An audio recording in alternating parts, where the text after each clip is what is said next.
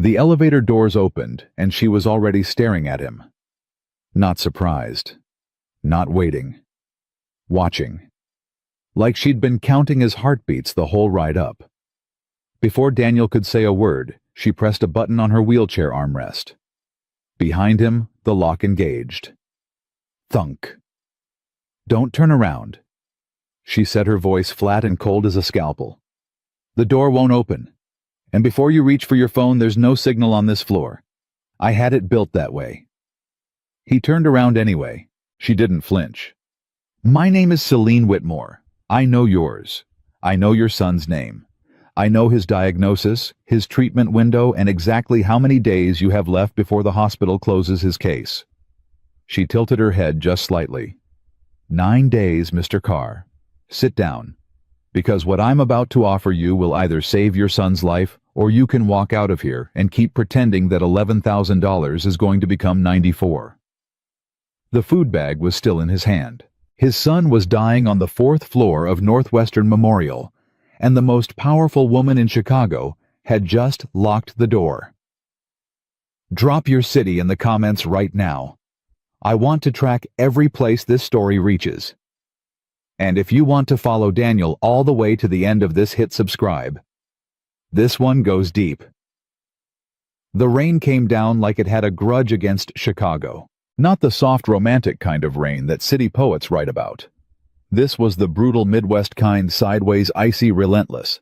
The kind that found every gap in your jacket, every crack in your shoes, every weakness you thought you'd already sealed shut. Daniel Carr drove with both hands tight on the steering wheel, his wipers working double time, and his phone, GPS, rerouting him for the 3rd time in 20 minutes because of a flooded underpass on Michigan Avenue.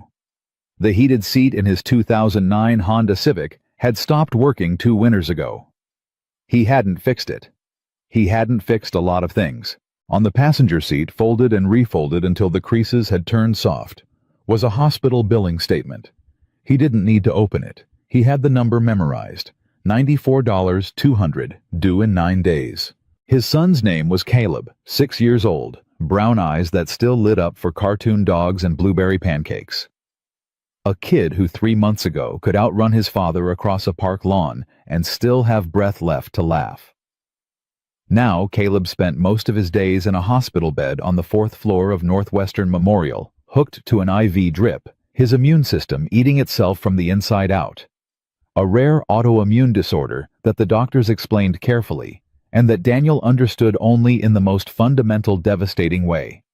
Without the next round of treatment, his son would not make it to his 7th birthday. The app buzzed in his cup holder. New order priority tier. $340 base plus $180 completion bonus. Estimated delivery, 11:47 p.m. Delivery address, the Whitmore Tower penthouse level. Contact free, do not knock. Use service elevator code 7741. Daniel stared at it at a red light. $520. That was almost 3 full days of deliveries on a normal night. His hands accepted the order before his brain fully processed it. That was how desperation worked. It moved faster than thought. He didn't know the name yet. He didn't know that the Whitmore Tower wasn't just a building. He didn't know that the woman waiting in that penthouse had already pulled his background report, read his terminated architecture license, traced the hospital records, and made a decision about him weeks before this moment. He just drove. The lobby of Whitmore Tower was the kind of place that made you feel underdressed just standing in it. White marble floors. A reception desk staffed by 2 men in charcoal suits who watched Daniel walk in with his insulated delivery bag like he was a problem to be evaluated. The ceiling was 3 stories high. A single orchid arrangement on the center table was probably worth more than Daniel's car. "Delivery," Daniel said, holding up the bag. "Penthouse." One of the men, the younger one with the kind of jawline that suggested expensive private schooling, pointed toward a hallway to the left without looking up. "Service elevator, code required." Got it. The hallway was plain and functional behind a keypad door. Different world back here. Concrete floors, fluorescent lights, the smell of industrial cleaning fluid. The service elevator was steel and efficient. Daniel punched in 7741. The doors closed. He rode up. He rode up for a long time. When the doors opened, he expected a hallway. Maybe another front desk. Maybe a security guard. What he got was the penthouse itself. The elevator opened directly into the space, no buffer, no corridor. Just a vast, silent apartment that felt less like a home and more like a controlled environment. Everything was white-gray or steel. Clean lines, no clutter. A wall of floor-to-ceiling windows showed Chicago sprawling wet and electric 40 stories below. Daniel stepped out. The elevator doors slid shut behind him. He heard the lock engage. Not a click, a thunk, mechanical and deliberate. He turned back to the doors, pressed the button. Nothing. Pressed it again. The button didn't even light up. "It won't open from this side," said a voice. Calm, precise, no warmth in it whatsoever. Daniel turned. She was 20 feet away, positioned near the windows, in a sleek black wheelchair, carbon fiber frame, the kind that cost more than most sedans. She wore dark slacks, a fitted gray blouse, and no jewelry except a single watch on her left wrist. Her hair was pulled back tight. She looked like she had been waiting in exactly that position for exactly this moment and found it mildly unremarkable. She was watching him the way a chess player watches a piece they've just moved into position. "The elevator is locked," she said. "It will stay locked until our conversation is finished. I'm aware that's alarming. It's meant to be. I needed to make sure you didn't leave before I finished speaking." Daniel set the delivery bag down slowly. His eyes moved to his phone. "You'll find that cell service doesn't reach this floor," she said. "Building shielding. I had it installed specifically." He looked at her. Really looked. She wasn't what he expected from the name Whitmore. He didn't know exactly what he expected, older maybe, or more theatrical. This woman was in her late 30s. Her face was composed and precise, like every expression had been deliberately chosen and everything else had been discarded. But there was something underneath it, something careful. "You're Celine Whitmore," he said. "Yes." "You locked me in your apartment." "I did." "That's kidnapping. Technically, you're not being harmed, and you're free to leave once I've finished speaking. I'd argue it's an enforced pause, but I understand if you want to call it something more dramatic." She moved closer, the chair nearly silent on the polished floor. "Sit down, Mr. Carr, please. I made this easier on myself than I expected." He didn't sit. "How do you know my name?"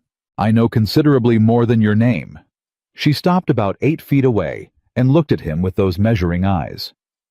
"I know you were a licensed architect in Illinois until 3 years ago, when your firm collapsed in a fraud case that you had no part in but couldn't prove yourself clear of. I know you've been driving for 3 delivery apps simultaneously for 14 months. I know your son's name is Caleb, that he was diagnosed with a systemic autoimmune disorder 7 months ago, and that his next treatment window closes in 9 days. I know the billing balance is $94,200, and that you've raised $11,000 of it." The room felt colder. "I know," she continued, "that you haven't slept more than 4 consecutive hours in 3 months. That you take your meals at the hospital when the staff offers them because it saves money. That you still wear your wedding ring even though your wife left 18 months ago. And that despite all of that—" She paused just briefly. "You have not missed a single night at your son's bedside." Daniel's jaw was tight. His hands were at his sides, very still. "What do you want?" "To make you an offer." "I'm listening." "Sit down first." He sat. Not because she told him to, but because his legs needed him to. She positioned herself across from him, the city glowing behind her shoulders like a stage set. "I need a husband," she said with the same flat tone someone might use to say, "I need an accountant." Daniel stared at her. "A legal marriage," she continued. 1 year, a contract, fully documented, fully witnessed, entirely binding within the boundaries of what I'll specify. During that year, you will live in this building. You will appear at corporate events as my spouse. You will present the image of a stable partnership For the benefit of my board, my investors, and 3 hostile acquisition attempts that are currently circling my company, because the vultures have decided that a single disabled woman with no family anchor is a soft target. She said disabled without flinching, without softening it, like it was simply data. In return, she said, Caleb's full treatment will be funded immediately, not from your account. From a medical trust I will establish in his name tonight before you leave this building. Additionally, once the year concludes, I will restore your architecture credentials through a legal review process. I have the resources to initiate, and you will receive a settlement sufficient to establish financial stability for the next decade. She folded her hands in her lap. Your son will live, she said. That is the bottom line, Mr. Carr. That is what I'm buying, and that is what I'm offering. 1 year of your life in exchange for his. The rain pressed against the windows 40 stories up. Daniel didn't speak for a long moment. Not because he was considering the offer. He was considering the woman. Something didn't fit. Not the money billionaires made transactions like this the way other people ordered groceries. What didn't fit was the specificity, the detail, the weeks of background work that this conversation implied. Why me? He said. She didn't answer immediately. Of all the men in Chicago, all the men you could have pulled a background report on and selected for this, why me specifically? Something moved in her face, just barely. A slight tension around the eyes. I have my reasons. That's not good enough. Mr. Carr. You locked me in your apartment, he said, and his voice was quiet but not soft. You invaded my privacy. You know things about my son that I didn't give you permission to know. The least you owe me is the actual answer. She looked at him for a moment, long enough that he thought she wasn't going to answer. Then she said, because you went back. He waited. 3 months ago, she said, a Thursday, you made a delivery to the pediatric oncology floor at Northwestern. It was raining then, too. When you left, you passed a woman in the parking structure who had dropped everything she was carrying, bags, her phone, her keys, scattered across the wet ground. She was crying.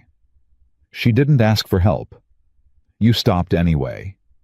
You stayed for 11 minutes. You helped her carry everything to her car. You said something to her before she drove away. She paused. She was my personal assistant. She reported it to me because she reports everything unusual to me. It's her job. Daniel was very still. I had you looked into after that, Celine said. What I found was a man who by every logical metric should have stopped helping other people by now. A man who had every reason to become someone who only looked out for himself. Her voice didn't change its tone, but there was something underneath it now, something she was pressing down. I needed to know if that was real, or if it was the kind of performance people put on in parking lots. And 14 months of delivery records, hospital staff interviews I conducted without their knowledge, your son's nurses, your former colleagues. She met his eyes. It's real. He exhaled slowly. I'm not a good man, he said quietly. I'm just a man trying not to fall apart. In my experience, Celine said, those are frequently the same thing. He looked down at his hands, at the ring on his left hand that he hadn't been able to make himself remove, not because he still loved her. His ex-wife had made her feelings permanent, but because taking it off felt like admitting out loud that Caleb had lost something that wasn't coming back. I need to think, he said. You have 48 hours. And if I say no, she didn't hesitate. Then the elevator opens, you walk out, and we never speak again. Caleb's situation remains as it is. He stood, slowly. She pressed something on the arm of her chair, and he heard the elevator lock disengage behind him. He picked up the delivery bag, still had the food in it. He realized, distantly, a detail that struck him as almost absurd, and walked to the doors. He pressed the button. This time, it lit up. He stepped in, turned back. She was watching him. Same position, same expression. But her hands, which had been folded so precisely in her lap, he noticed just before the doors closed that they were gripping the armrests now. Both of them. White-knuckled. The doors shut. He rode down 40 stories in silence, the food bag in his hand. Chicago coming back into view through the lobby windows, wet and bright and indifferent. He sat in his car in the parking structure for 22 minutes without starting the engine. Then he drove to Northwestern Memorial.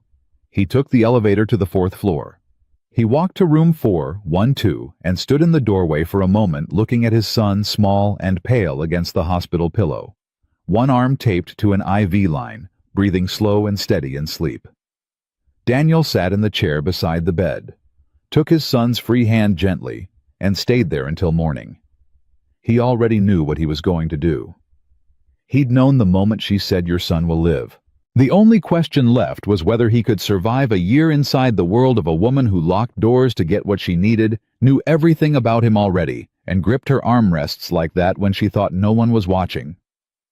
He signed it on a Tuesday, not because he'd stopped being afraid, not because the offer made sense in any moral framework he'd ever built for himself. He signed it because on Monday night, Caleb had stopped breathing for 40 seconds. A complication, the nurse said nothing systemic. They'd stabilized him quickly, and Daniel had stood in that hallway outside room 412 with his back against the wall and his hands shaking so hard he had to press them flat against his thighs to make them stop. 40 seconds. He'd counted. He knew exactly how long 40 seconds was now, and he knew he couldn't survive another round of counting. So he called the number on the card she'd left him. It rang once. "I'll have the documents ready by 10, Celine said without saying hello. He didn't ask how she knew it was him. He suspected she'd been waiting. Her legal team met him in a conference room on the 38th floor. 3 attorneys in suits that cost more than his monthly rent a notary, and a woman named Patricia, who introduced herself as Celine's personal coordinator, and who looked at Daniel with the practiced neutrality of someone who had seen stranger things in this building and chosen not to form opinions. The contract was 42 pages. They gave him an hour to read it. He read every word. It was thorough in a way that felt almost aggressive. Duration 12. Calendar months from the date of cohabitation. Public appearances, minimum 2 per month schedule to be agreed upon quarterly. Physical contact permitted only in public settings and only as mutually agreed in advance. Private conduct, each party retained full autonomy within designated personal spaces. Termination clauses, 11 of them, each one precise, each one clearly written by someone who had thought very carefully about every way this arrangement could fall apart. Buried in Section 7, Paragraph 4, was a single sentence that he read 3 times. All medical costs associated with the treatment of Caleb James Carr, current patient at Northwestern Memorial Hospital, will be transferred to the Whitmore Medical Trust within 24 hours of contract execution, regardless of any subsequent contract termination. Regardless of termination. She'd already made sure he couldn't be threatened with it. Caleb's treatment was guaranteed the moment Daniel signed not conditional on his continued performance. He didn't know if that made her generous or simply strategic, a woman who understood that a man who feared losing the protection would never behave like a man who felt safe enough to be honest. He signed on page 42. His hand was steady. Patricia gathered the documents. One of the attorneys produced a second envelope. "Ms. Whitmore asked me to give you this personally," he said. Inside was a single card handwritten in clean architectural script. "The trust is already funded. Caleb's team has been notified. You didn't have to decide tonight. You decided anyway." S.W. Daniel folded the card, put it in his jacket pocket, pressed his hand flat against it for a moment, feeling the edges. He didn't cry. He'd gotten very good at not crying in rooms where people could see him. He moved in on Thursday. He brought 2 bags. One for himself, one for the small collection of things he'd learned. Caleb responded to a stuffed dog named Gerald, a specific brand of apple juice that was the only one he'd drink without argument, a tablet preloaded with 3 seasons of a cartoon about a boy and his robot. He'd already arranged with the hospital that he could come and go during non-treatment hours, that his new address would be on file, that the nursing staff had a number to reach him at any time. The charge nurse, a woman named Beverly, who had worked that floor for 19 years and had seen every flavor of parental desperation, had gripped his arm when he explained the situation in the hallway. "You did what you had to do," she'd said, not as a question. I don't know yet, he'd said honestly. She'd nodded like that was the right answer. The penthouse was quieter than he expected. He'd anticipated staff assistants, housekeepers, a rotation of people maintaining the machine of Celine Whitmore's life. There were people, but they moved through the space on schedules he quickly learned to read. The housekeeper came Tuesdays and Fridays before 8. A physical therapist arrived Monday and Thursday afternoons and left within 90 minutes, never making conversation in the hallways. Patricia appeared and disappeared with the efficiency of someone who had learned to take up as little space as possible. Celine herself was rarely in the common areas when he was there. He understood quickly that this was deliberate. She had designated his space a bedroom suite and private sitting room on the east side of the penthouse, separated from her primary wing by the main living area. The arrangement was clear-shared. Spaces existed for the performance of the arrangement when necessary. Everything else was divided, managed, controlled. On the first night, he made coffee in the kitchen at 7 in the morning, and she came in at 7:15 and stopped when she saw him. I didn't account for shared kitchen hours, she said. I can adjust. I prefer the kitchen before 7. Then I'll go after. He held up his mug. Coffee. She looked at the mug. Something moved across her face that he couldn't quite read. I have a specific blend. This is your specific blend. It was the only thing in the cabinet. A pause. Fine. He got down a second mug, poured, set it on the counter within her reach, not handed to her, just placed there, and then stepped back, because he'd spent enough time in the past months watching hospital staff navigate the particular dignity of people who needed assistance and hated needing it. And he'd learned that the gesture mattered as much as the action. She took the mug, didn't thank him. But she didn't leave immediately either, which he was already beginning to understand was its own kind of language. Your son, she said. How is he this morning? Stable. They started the new treatment protocol yesterday. The doctor says the first 2 weeks are the hardest on his system. I know. I've been reading his case file. Daniel set down his mug. You've been reading his medical file. I funded his treatment. It's my right to understand what I'm funding. He's 6 years old. He's not a line item. I'm not treating him like one. Her voice didn't change pitch, but something in it tightened. I'm trying to understand what he needs. That's different. He picked up his mug again, took a breath. His name is Caleb. If you're going to read his file, know his name first. She looked at him steadily. I know his name. Then use it. She didn't respond. But when she left the kitchen, she took her coffee with her. And 2 days later, when Patricia handed Daniel a schedule of his hospital visits for the week, there was a note at the bottom, in that same clean handwriting, Caleb's occupational therapy runs, Tuesdays at 2. I've ensured your schedule is clear. He didn't mention it. Neither did she. The first public appearance was a charity dinner at the Langham Hotel 12 days after he moved in. Patricia briefed him on a Thursday guest list, talking points, the names of 7 board members he needed to recognize on site, and the specific things he should and should not discuss with each of them. She handed him a folder with photographs. This is a lot of homework for dinner, he said. Ms. Whitmore's world is not dinner, Patricia said, with the patient tone of someone who had given this speech before. It's a continuous assessment. Everyone in that room will be evaluating the marriage. Your comfort level, your body language, the way you speak about her when she's not standing next to you. How does she want me to speak about her? Patricia paused.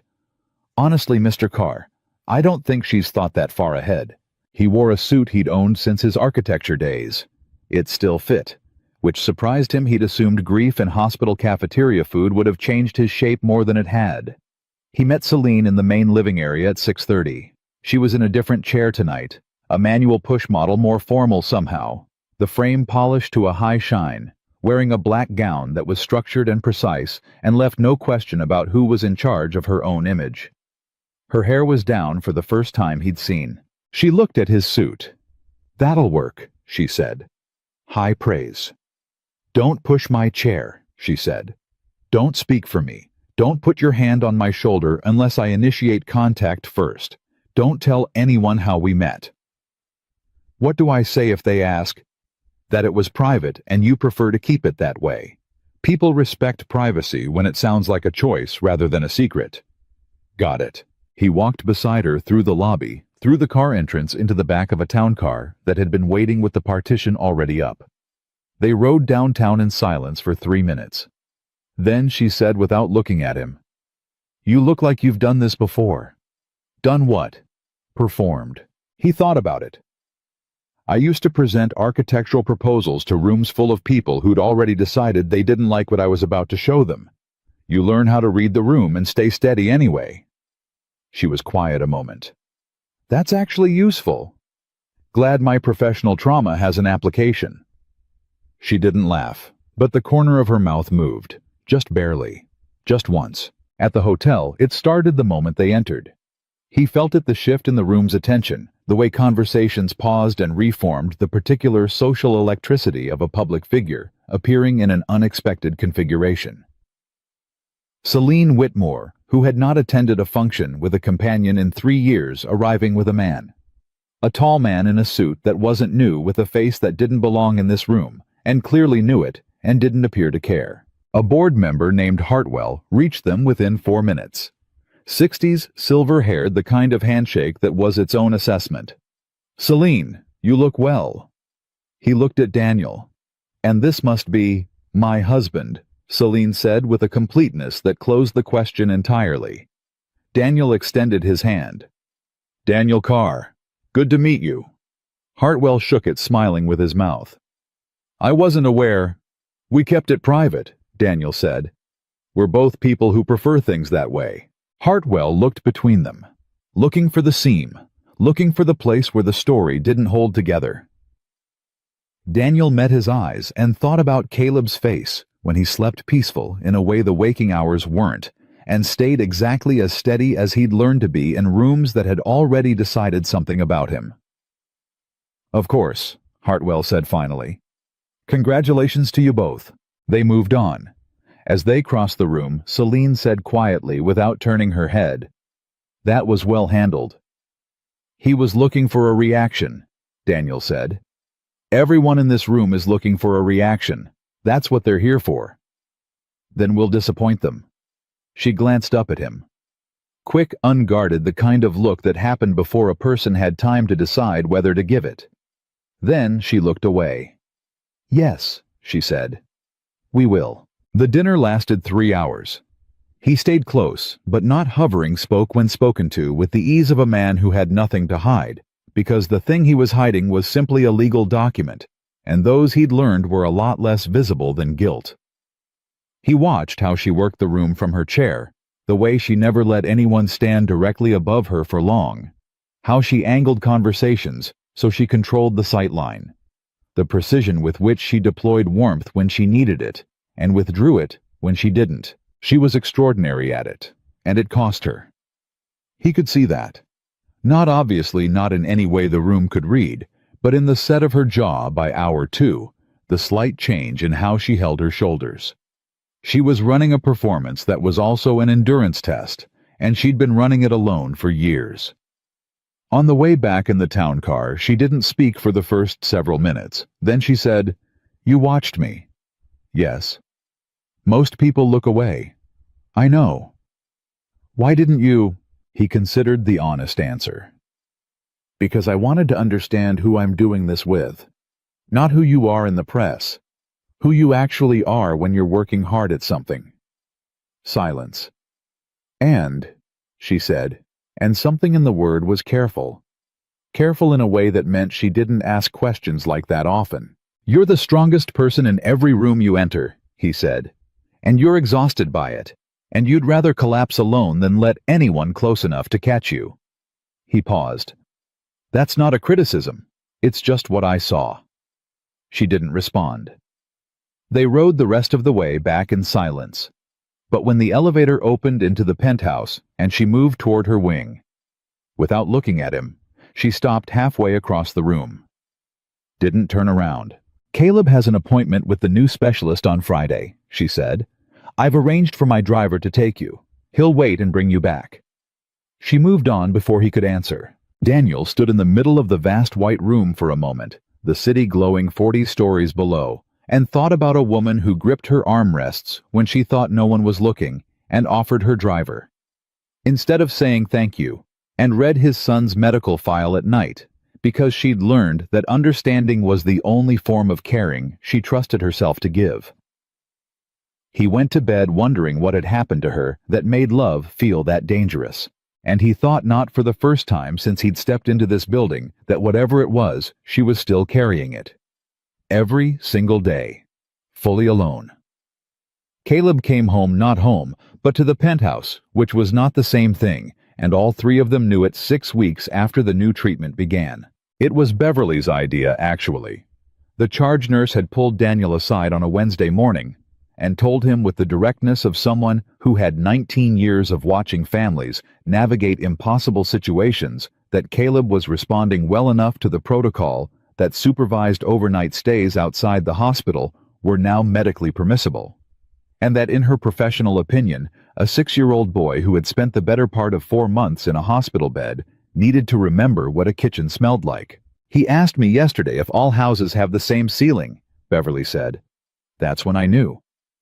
Daniel had driven back to the penthouse that afternoon and stood in the main living area for a moment, calculating the logistics, the space, the equipment Caleb would need. The fact that this was Celine's home and not his, and that nowhere in 42 pages of contract had they discussed what happened when a 6-year-old with a portable IV stand entered the equation. He found Celine in her office, the door half open. She was on a call speaking in the clipped, precise language she used for business, the one that left no room for misinterpretation or sentiment. He waited in the doorway. She saw him held up one finger without breaking her sentence and finished the call in under 2 minutes. "Caleb can do overnight stays," he said. "The hospital cleared it. I need to know if that works here." She didn't hesitate. "When?" "This weekend if possible. I'll have Patricia arrange the East guest suite. What does he need medically?" "A space for his IV equipment. Somewhere he can set up his tablet. And—" Daniel stopped. "And what?" "He's scared of the dark. Has been since the hospital. He needs a light left on." Celine wrote something down. "I'll have it handled. You don't have to rearrange your whole—" "Daniel." She said his name for the first time since he'd moved in, and the sound of it, just his name, plainly stopped him. "He's a child. Arrange the light."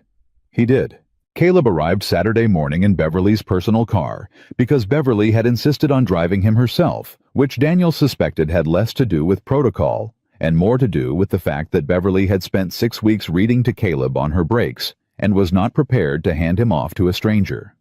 She carried him up in the elevator he could walk, but he tired quickly, and when the penthouse doors opened and Caleb looked out at the wide white space and the city visible through every window, he said with complete sincerity, "Dad, we live in the sky." "Just for a while," Daniel said. "Is there a pool?" "There is not a pool." Caleb considered this. "Okay. Is there a dog?" "There is also not a dog." "What's there?" "A very good view and a kitchen with expensive coffee." Caleb seemed to accept this as a reasonable trade. Beverly left after 20 minutes, extracting a promise from Caleb that he would drink the full bottle of electrolyte solution she'd packed, a promise from Daniel that he would text her by 9 p.m., and casting a single long look around the penthouse with an expression that Daniel chose not to analyze too closely. Celine had not appeared. He'd half expected that. He set Caleb up in the East suite, got Gerald the stuffed dog positioned correctly on the pillow, connected the tablet to the Wi-Fi. The password was written on a card on the nightstand in Patricia's handwriting, which meant Celine had thought of it in advance and sat on the edge of the bed, while Caleb ate half a container of applesauce and asked 6 questions in rapid succession about whether the clouds outside the window were the same clouds from the ground or different ones. "Same clouds," Daniel said. "They look different from up here." "Most things do." Caleb thought about this with the gravity that 6-year-olds brought to sentences that deserved it. Then he said, "Dad, whose house is this really?" Daniel had been ready for this question for 2 weeks.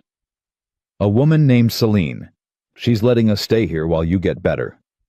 Is she nice? He thought about the light left on in the hallway. The driver arranged for Friday. The coffee shared in silence on a Tuesday morning. She's getting there, he said. What does that mean? It means she's working on it, like most people. Caleb nodded as though this was satisfying. Can I meet her? If she wants to meet you. How will we know if she wants to? She'll show up, Daniel said. People who want something always show up eventually. He said it without thinking, and he didn't realize until later how precisely it described the woman who had locked an elevator to get what she needed, and how strange it was that he'd started using her as his example of how things worked. Celine showed up at 4:30 in the afternoon. Caleb was on the couch in the main living area, propped against two cushions with his tablet deeply engaged in what appeared to be a negotiation with a cartoon robot. Daniel was in the kitchen. He heard her before he saw her, the soft sound of her chair on the floor, and he stepped to the doorway to watch, because he'd learned by now that watching Celine navigate a situation she hadn't fully prepared for was one of the most honest versions of her that existed. She stopped about 10 feet from the couch. Caleb looked up. They regarded each other with the mutual assessment of two people who had heard about each other and were now performing their own private fact-check. You're Celine, Caleb said. I am. My dad says you're working on being nice. A pause. Daniel closed his eyes briefly. Your dad, Celine said carefully, is more generous than he should be. Caleb considered this. What does generous mean? It means he gives people more credit than they've earned. Oh. Caleb looked at the tablet, then back at her. Do you want to watch my show? It's about a boy and a robot. The robot makes mistakes, but he learns. Celine looked at the tablet. Something moved across her face, fast, almost hidden the way a light changes behind a curtain. What kind of mistakes? Like he thinks helping means doing everything for someone. But it actually means letting them try first. Daniel stood very still in the kitchen doorway. Celine moved closer to the couch. Not all the way. Halfway. That's a sophisticated lesson for a children's program. It's a really good show, Caleb said with the authority of someone who had watched it 47 times. She stayed for 20 minutes. She didn't say much. But she watched the show, and she answered Caleb's questions when he directed them at her. He had a 6-year-old's complete lack of social filter, and asked her directly why her chair had wheels, and why the wheels were shiny, and whether she could go fast in it. And she answered each question with a plainness that didn't perform anything, didn't soften or deflect, just answered. Yes, I can go fast, she said. Faster than you probably. I'm fast, Caleb said with deep personal offense. I don't doubt it. When she left back to her office, back to whatever she'd been managing before. 4:30 interrupted it. Caleb watched her go, and then turned to Daniel with the evaluative expression of someone delivering a verdict. She's okay, he said. High praise, Daniel said. Caleb had heard that phrase before and grinned. That night, after Caleb was asleep, the hallway light on Gerald positioned correctly. The tablet playing soft background sound at his request, Daniel came out to find Celine in the kitchen. Late, past 11. She had a glass of water and something open on her laptop that she closed when he came in. He's good, Daniel said, meaning Caleb, meaning asleep, meaning fine. He's remarkable, she said. Not as a pleasantry, as an observation. He has his moments. He asked me about the chair with no preamble and no apology and no discomfort whatsoever. She turned the water glass in her hands. Do you know how rare that is? Kids don't perform around the things adults have decided are awkward, Daniel said. They just look at what's actually there. She was quiet for a moment. Adults spend so much energy on the performance of not noticing that the noticing itself becomes this enormous thing in the room. She paused. He just asked, and then moved on. Because to him it's just information, not a verdict. She looked at him then. Really looked the way she sometimes did when something landed differently than she expected.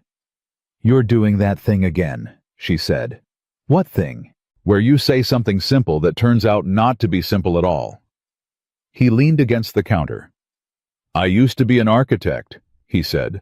"Simple structures that hold weight are harder to build than complicated ones that look impressive." She almost smiled. He'd learned to catch these. They lasted about half a second, and then her control reasserted itself. But they were real, and they were becoming less rare. "I owe you something," she said. "You don't owe me anything. We have a contract." "Outside the contract." She set down the glass. "When I had you investigated, when I read your background, your financial records, your son's medical history, I told myself it was due diligence. That it was simply information gathering for a business arrangement." She looked at the laptop she'd closed. "It wasn't only that." He waited. "I was looking for a reason to trust someone," she said. "I hadn't done that in a long time. I needed to be certain before I allowed anyone into this space, before I allowed anyone near anything that mattered." "What happened?" he said, quietly, without pushing. She was silent for long enough that he thought she wouldn't answer. Then, 3 years ago, a man named Garrett Voss. He was my CFO, and we were involved for 2 years. He had access to everything. My home, my company, my medical care after the accident." She stopped. Her hands were flat on the counter now still. "He was the one who brought the acquisition group in, while I was in rehabilitation, while I was learning to use the chair." Her voice was level, but the levelness itself was the work of it. He could hear the effort. "He gave them everything they needed and positioned himself to profit from the takeover. He told the board I was no longer capable of running the company. He said—" She stopped again. "You don't have to—" "He said the accident had broken me." Her voice didn't crack, but something behind it did.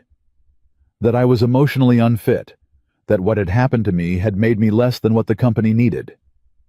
Daniel said nothing, because there was nothing to say that wouldn't be smaller than what she'd just given him. "I kept the company," she said. "I removed him. I rebuilt every system he'd touched, and I decided—" She picked up the glass again. "I decided that the only safe position was complete control of everything, at all times. No variables I hadn't vetted, no access I hadn't approved." She looked at him steadily. "And then I had a woman in a parking structure who came home and told me about a delivery driver who stopped for 11 minutes in the rain. And that was enough to make you trust me." "No," she said. "That was enough to make me curious about whether trust was still something I was capable of." She set the glass in the sink. The 42 pages were the rest of the test. He stood with that for a moment. "Did I pass?" "You're still here," she said. Which was, he understood, the only form of yes she currently had available. She moved toward her wing. Stopped at the threshold the way she sometimes did. He'd noticed she often paused at doorways like she was completing a thought. "The accident," she said without turning. "People always want to ask about it. They don't, because they've decided it's the thing that made me vulnerable. That if they acknowledge it, they're acknowledging the chair, and the chair means—" She stopped, started again. "Garrett called me broken. He said it like it was a diagnosis, a final one." "You're not broken," Daniel said. "You don't know that. I know what broken looks like," he said. "I looked at it in the mirror for about 8 months after my wife left. Broken doesn't run a billion-dollar company alone. Broken doesn't write 42 pages of contract to make sure a stranger's kid gets treated regardless of what happens next." He paused.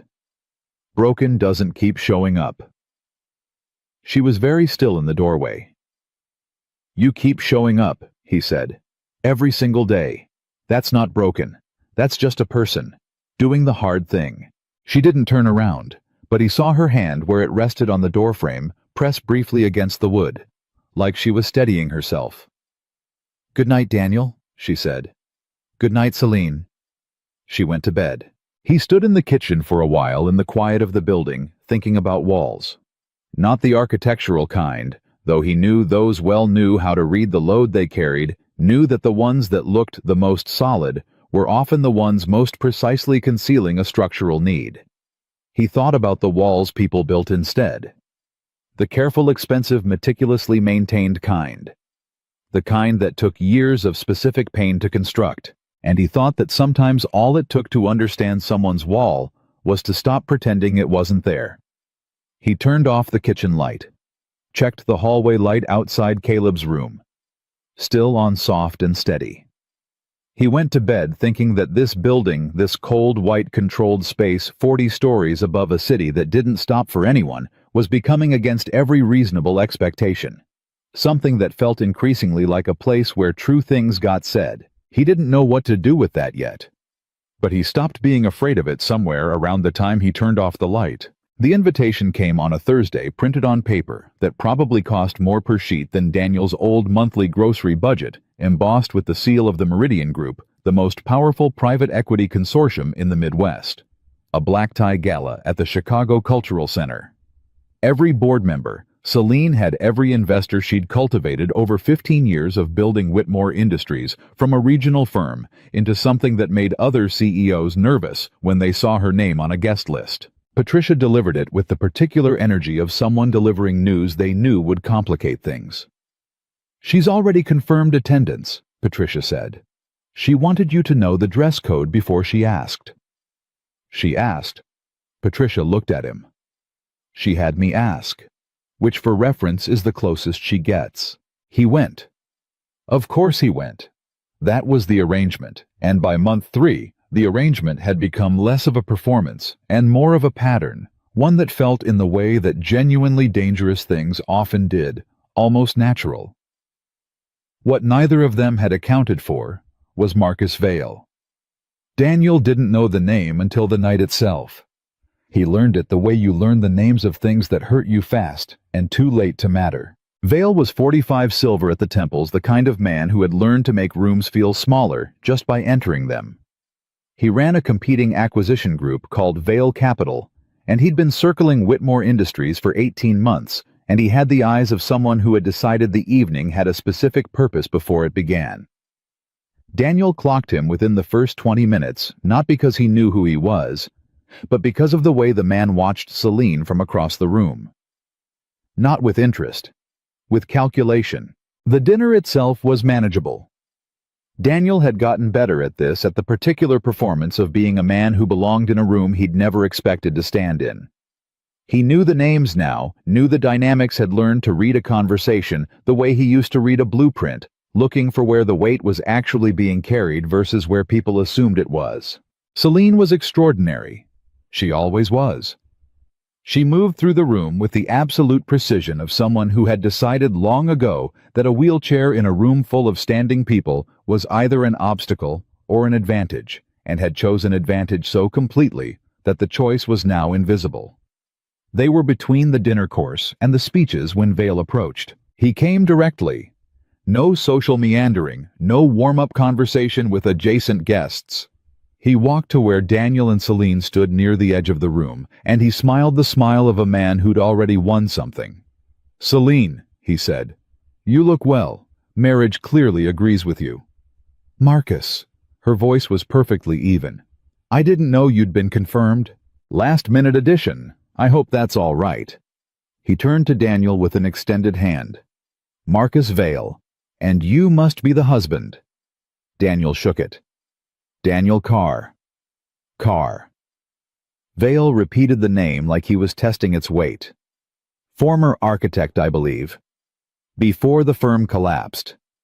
"That's right." "Interesting career pivot." He smiled again. "Delivery driver to Billionaire's husband. Chicago's a remarkable city." Daniel held the handshake one beat longer than necessary. "It really is." Vail turned back to Celine. "I have to say, when I heard the news, I was skeptical. You've always been so private. About personal matters." He tilted his head. "Then again, the timing was interesting. The Nakamura acquisition proposal came in February. You announced the marriage in March." He let that sit. "Convenient."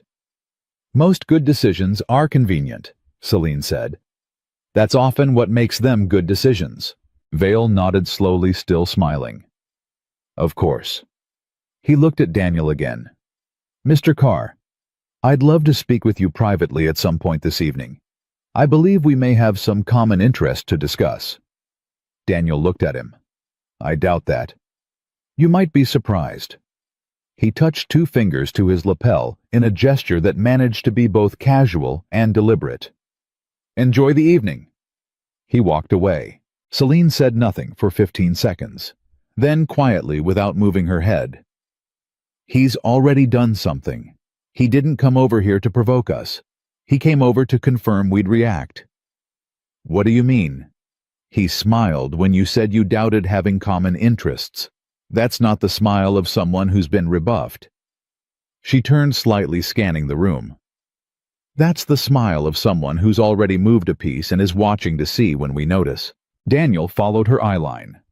Across the room, a man he didn't recognize was speaking to 2 of Celine's board members, Henderson and Park, both of whom Daniel had met twice, and understood to be cautious numbers, driven the kind of men who responded to instability the way weather vanes responded to wind. "Who's the man with Henderson?" Daniel said. "Raymond Chu, Vale Capital's legal director." She was very still now, the particular stillness he'd come to recognize as the opposite of calm, as the moment before she moved with complete intention.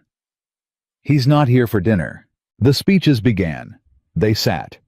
Daniel watched Celine throughout the first 2 addresses, watched her hold herself with the composed, unreadable precision that cost her so much and showed so little.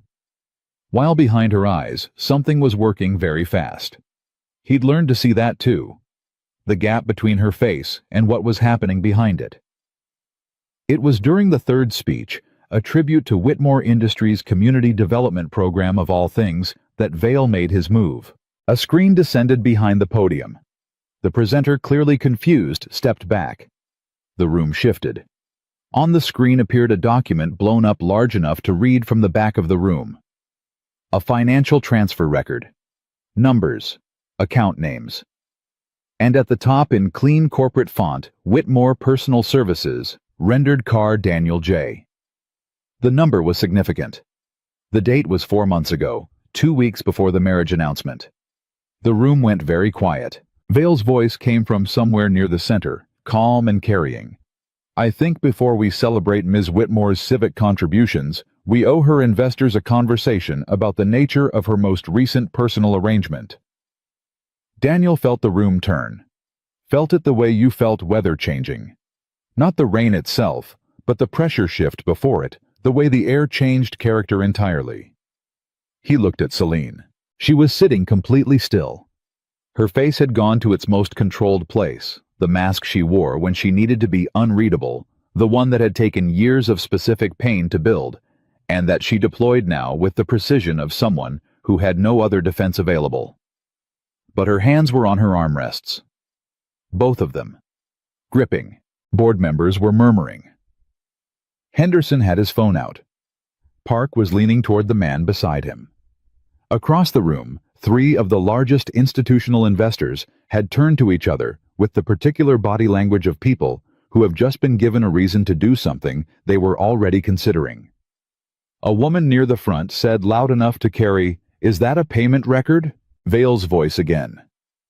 "It appears Mr. Carr was compensated prior to any announcement of a relationship. I believe the board deserves to understand what exactly was being purchased."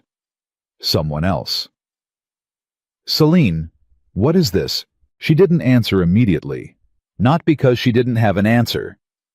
Daniel could see her processing, calculating, measuring the exact response that would cost the least and preserve the most. This was what she did. This was her entire architecture of survival control. The information control, the narrative, never let them see the seam.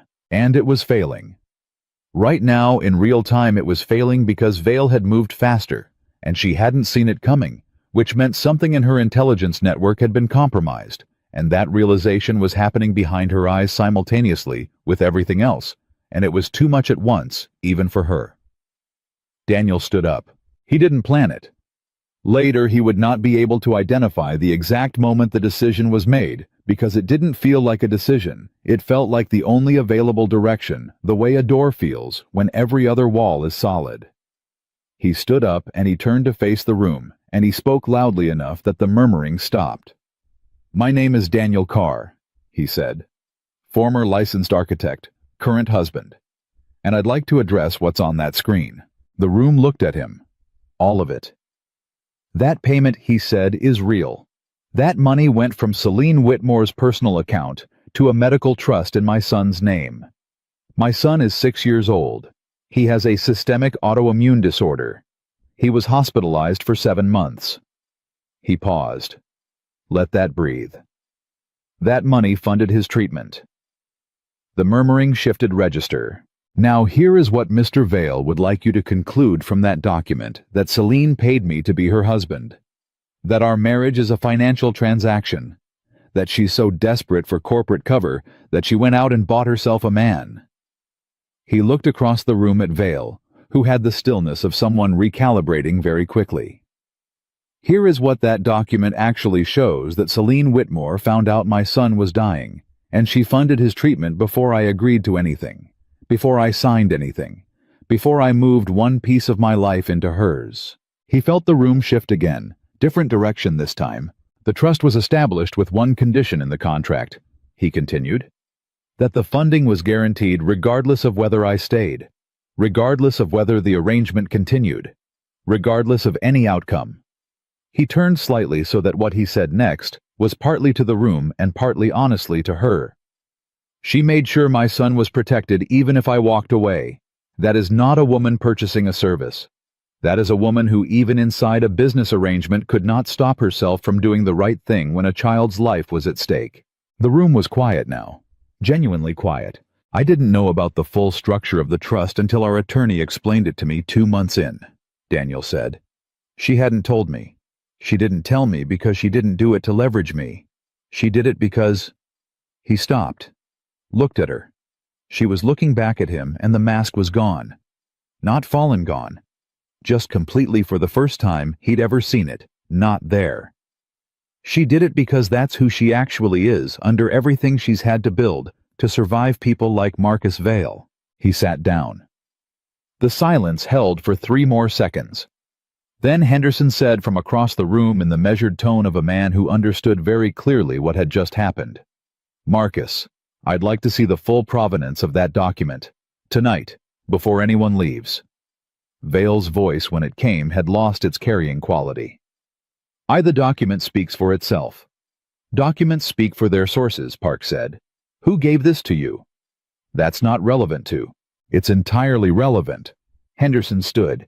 Because if this came from inside this company, if this came from an internal breach, then we have a significantly different problem than the one you came here to create.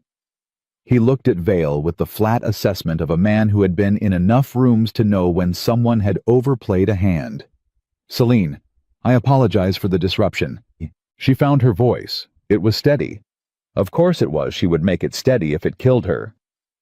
Thank you, Richard. Vale left before the dessert course. His legal director left with him. 2 hours later, Daniel would learn from Patricia, who learned it from Celine's head of security, who had been running a parallel investigation for 6 weeks, that the document had been obtained through a planted source inside Whitmore's financial department, and that the planted source had been on Vale Capital's payroll for 4 months. Corporate espionage cleanly documented, and as of that evening, in the hands of Celine's legal team. But that was 2 hours later. In the immediate moment after Henderson sat down, after the room began its careful social renegotiation of what had just occurred, Celine turned to Daniel. She didn't say anything. Her eyes were bright in a way he hadn't seen before. Not tears. He didn't think she cried easily, if at all. Something else. Something that looked like a person standing at the edge of an enormous thing they hadn't expected to feel. You didn't have to do that, she said very quietly. I know. The contract doesn't require you to. Celine. He said her name the way she had said his that morning in the kitchen weeks ago. Plainly, just the name. I didn't do it for the contract. She looked at him for a long moment. The room moved around them, conversation reforming, the social machinery of the evening rebuilding itself, and neither of them moved inside it. Why? She said. Her voice was different. Stripped of the precision, the control, the architectural maintenance of distance. Just a word. Just a woman asking. He thought about the parking structure and Beverly's car, and 42 pages, and a hallway light left on, and a glass of water at 11 p.m., and a woman who gripped armrests, and offered drivers instead of thank yous, and read a child's medical file at night because understanding was the only form of caring she trusted herself to give. "Because someone needed to tell the truth about you," he said, "and I was the only one in the room who actually knew it." She looked down at her hands, at the armrests she'd been gripping an hour ago with everything she had. She released them. And for the first time since Daniel had known her for the first time in what he suspected was a very long time before that, Celine Whitmore let herself sit in a room full of people and simply not hold on. They didn't talk about it on the ride home. The town car moved through Chicago at midnight, the city doing what it always did. Indifferent, bright, enormous, and Daniel and Celine sat on opposite sides of the back seat, in the particular silence of two people who have just gone through something together and haven't yet figured out what language to use for it. Patricia had stayed behind to coordinate with the legal team. Vale's planted source, a junior financial analyst named Trent, 26 years old, and apparently not nearly as careful as Marcus Vale had assumed, had already been identified, and Celine's attorneys were moving with the speed of people who understood that the window for maximum legal leverage was narrow and intended to use every minute of it. The company was safe. That much was clear by the time they left.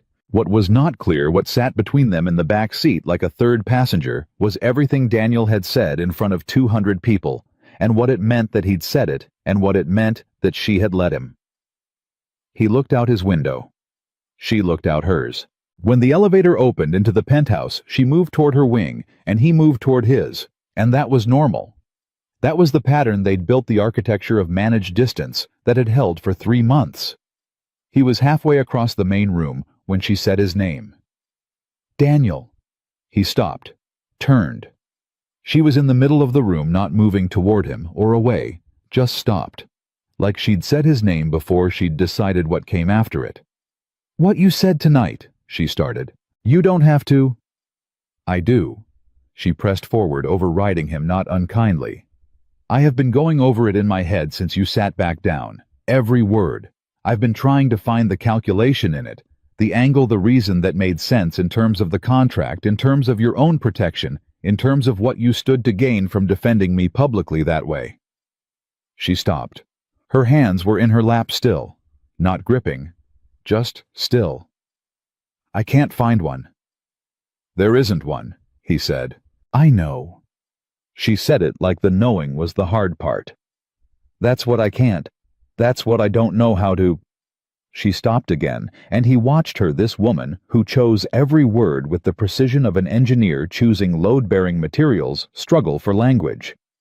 "I don't know what to do with someone who acts without an angle," she said finally. "I don't have a category for it." He walked back toward the center of the room. "Not all the way. Halfway. You don't need a category for it. I need to understand it." "No, you don't," he said. "You need to let it be what it is." She looked at him. "And what is it?" He held her gaze. "Someone giving a damn about you. Not about your company. Not about the contract. You." The room was very quiet. "That's..."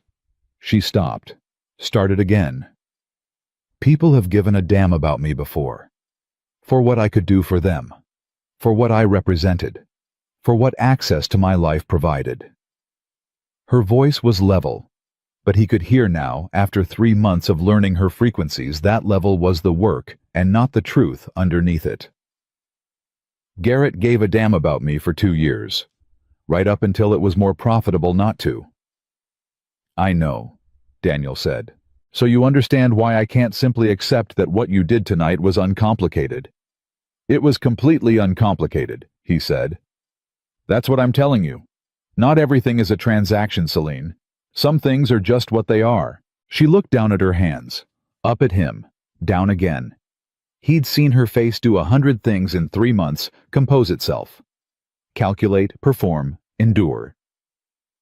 He had not seen it do what it did right now, which was simply open, like a room that had been shut a long time with the door finally swung wide, not dramatically, just open. "I'm afraid," she said. 2 words, plain as anything, no architecture around them. "I know," he said. "I'm afraid that I have that what I feel in this, She stopped, pressed forward. That what I feel when you're in this building is something I don't have the right to feel inside a contract. And I'm afraid that when the contract ends, you'll leave and I will have let someone in again, and it will have cost me. It will cost. She stopped. Daniel crossed the rest of the distance. He crouched down in front of her chair so they were level eye to eye. No height differential, no geometry of power between them, and he looked at her directly. Listen to me, he said. I'm not leaving. The contract has 9 months. I'm not talking about the contract. She went very still. I have been in this building for 3 months, he said. I have watched you run a billion-dollar company from a penthouse while managing a physical reality that would have broken most people before breakfast. I've watched you leave a driver's information on a notepad rather than say thank you because you didn't know how yet. I've watched you sit on that couch and watch a cartoon robot make mistakes and say nothing. But I know you were listening.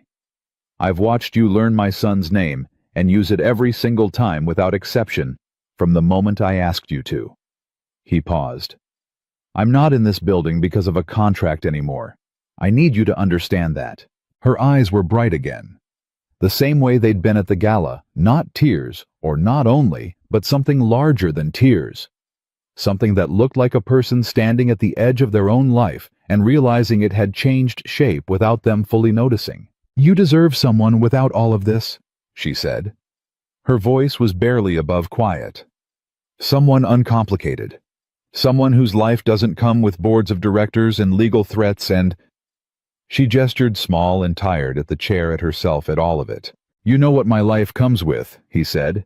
A 6-year-old who asks clouds questions and named his stuffed dog Gerald and spent 7 months in a hospital room. A resume with a 3-year gap I have to explain every time.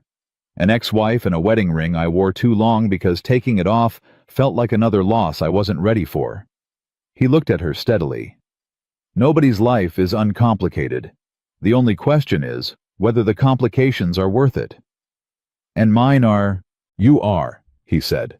That's not the same question, she broke. Not loudly. Not dramatically. Just the thing that had been held for 3 years for however long before that, the specific internal architecture of a woman who had decided that control was survival and vulnerability was the thing that got you destroyed. It released.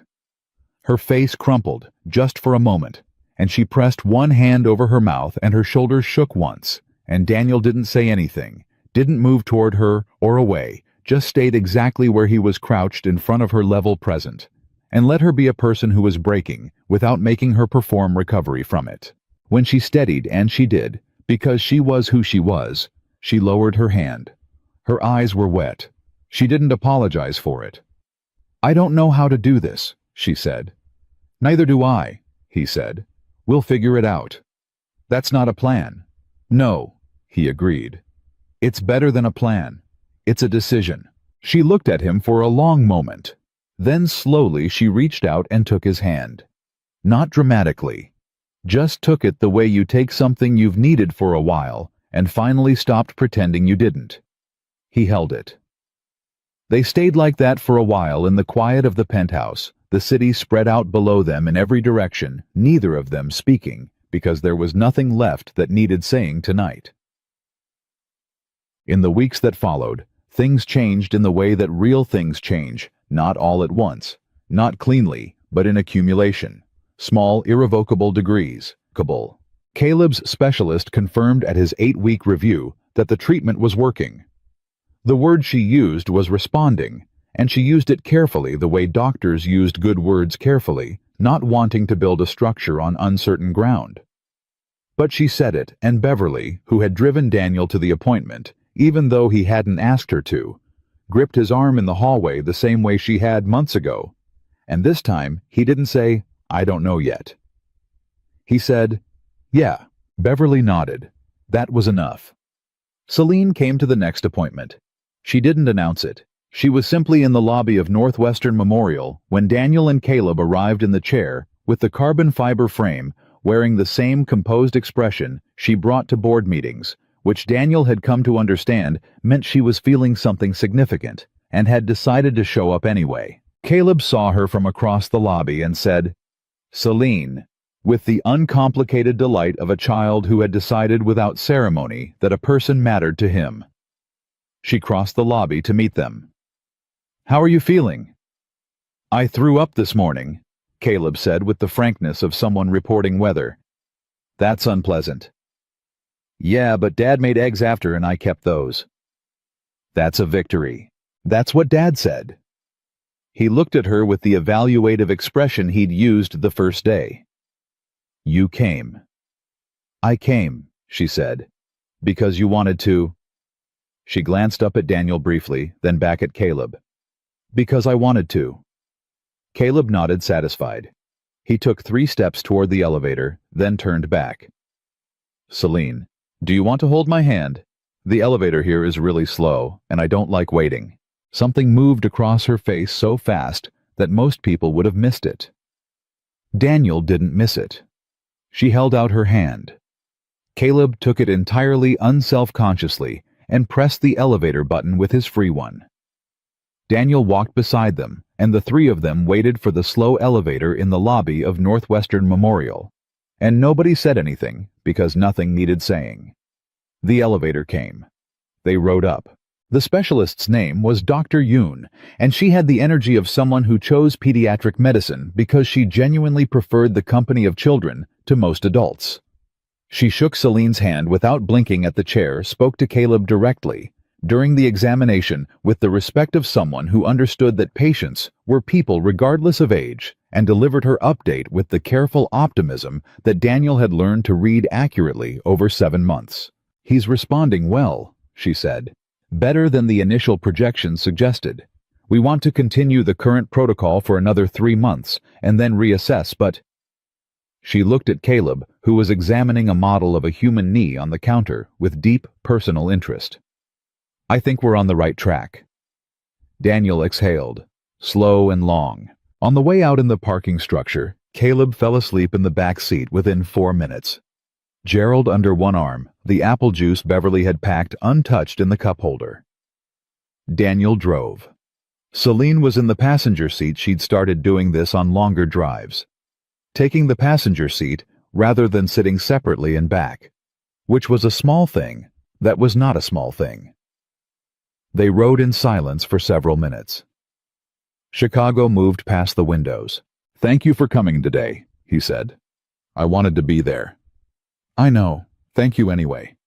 She looked out the window. "He's going to be all right." "Yeah," Daniel said. "He is." "I want—" She stopped, started again. "I want to be there for the rest of it. The appointments, the good ones and the hard ones." She kept her eyes on the window. "I want to be someone he can count on. If that's—" She stopped again. "It is," Daniel said. She nodded, pressed her lips together, nodded again. He reached across and took her hand where it rested on the center console, the same way she had taken his that night in the penthouse. She turned her palm over and held on. They drove home. Chud, on a Sunday morning in March, 4 months after the gala and 9 months after Daniel had ridden a service elevator 40 floors into his own life. Changing.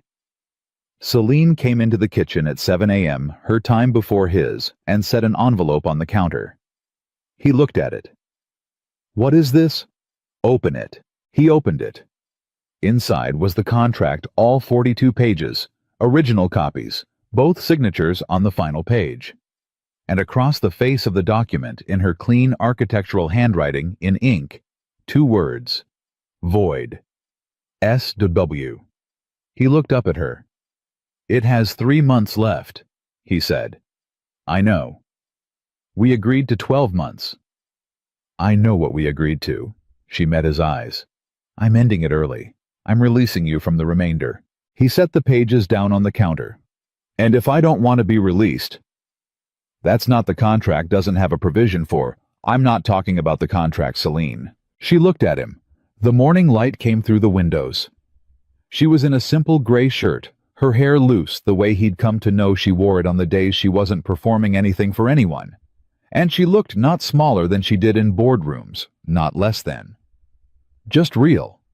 Just a person in her kitchen on a Sunday having the most important conversation of her life. "I voided the contract," she said quietly, "because I don't want you to stay because of an obligation. I want—" She stopped. The word she needed was right there, and she said it. "I want you to stay because you choose to. Because it's real. Because we're—" She stopped again. "Because whatever we are, it's not a transaction, and I need it to not be a transaction. Do you understand?" "Yes," he said. "Then you understand why I ended it." "I do." He picked up the voided contract, looked at it, set it back down. "Can I show you something?" He went to his room and came back with his own copy, his 42 pages, the ones they'd given him that first day in the conference room on the 38th floor. He set it beside hers on the counter and opened to the last page where his signature lived, and he picked up the pen from the counter and wrote 2 words across the face of it, mirroring hers exactly: "Void, DC." He put the pen down. "Done," he said. She looked at the 2 voided contracts sitting side by side on the counter. "So," she said carefully, like someone testing the weight of new ground before stepping fully onto it. "What are we now?" He looked at her. At this woman who had locked an elevator to make him listen, who had funded his son's treatment before asking for anything in return, who had sat on a couch and watched a cartoon robot make mistakes, who had gripped armrests in public and fallen apart in private, and shown up to a hospital lobby on a Tuesday because a 6-year-old had asked if she wanted to hold his hand while they waited. "We're a family," he said. "If you want to be." She was quiet for a moment, long enough that the city outside filled the silence traffic 40 stories down. Somewhere a horn Chicago doing what it always did. Then Celine Whitmore, who had built walls the way other people built careers who had survived betrayal and rebuilt from it, who had chosen control over connection for so long that connection had begun to feel theoretical, reached across the counter and pushed both voided contracts aside. "I want to be," she said. He came around the counter and stood beside her, and she leaned into him. Not fully. Not helplessly. Just the particular lean of a person who has decided that being held is not the same as being weak. And he put his arm around her, and they stood in the kitchen on a Sunday morning, with 2 voided contracts on the counter, and a 6-year-old boy asleep down the hall, who had thrown up in the morning and kept the eggs, after which was a victory, which was exactly the right word for it. Outside Chicago moved in every direction. The clouds, the same clouds from the ground, just seen from higher up, sat white and still against a pale March sky. Down the hall, Caleb woke up. They heard it, the shuffle. The small voice calling. Dad and Daniel pulled back, and Celine straightened, and they looked at each other for one more second. And what passed between them in that second was not a negotiation or a contract or a calculation. It was simply 2 people who had found each other in the middle of the hardest chapters of their lives and had decided without a document or a deadline or a single clause of protection to stay. Daniel answered his son. Celine followed. And the 3 of them met in the hallway of a penthouse 40 stories above a city that didn't stop for anyone and chose together to begin.